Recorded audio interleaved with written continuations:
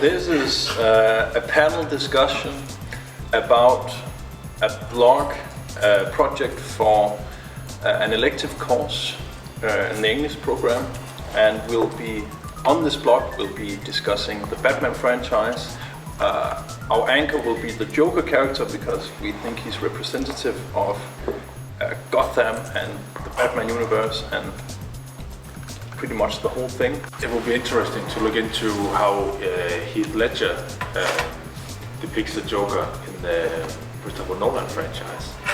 Because this Joker is not the typical trickster of the comic books, but instead is much more a homicidal maniac who just wants to see anarchy and bring Gotham to a fall. Watch the world burn. Yes. And I think that's an interesting angle on the Joker compared to the comic book Joker, and it will tie well into the whole transmedia concept of this blog and the transmedia concept of the course. Yeah. I think that's interesting as well, but I just think it's important that because the comic books also have different versions of the Joker, in that he's also in some a mass murderer and some more kind of a trickster. And maybe, as you say, that Christopher Nolan Joker is different from both of those versions. But I think it's important that we don't just say that the comic books has one sort of the Joker. Yeah. Which they don't. And I know for a fact that at least there are two comic books, and I think I actually own one of them that I could bring. There's one called The Killing Joke, and there's one called The Long Goodbye. And they both have a very dark depiction of the Joker.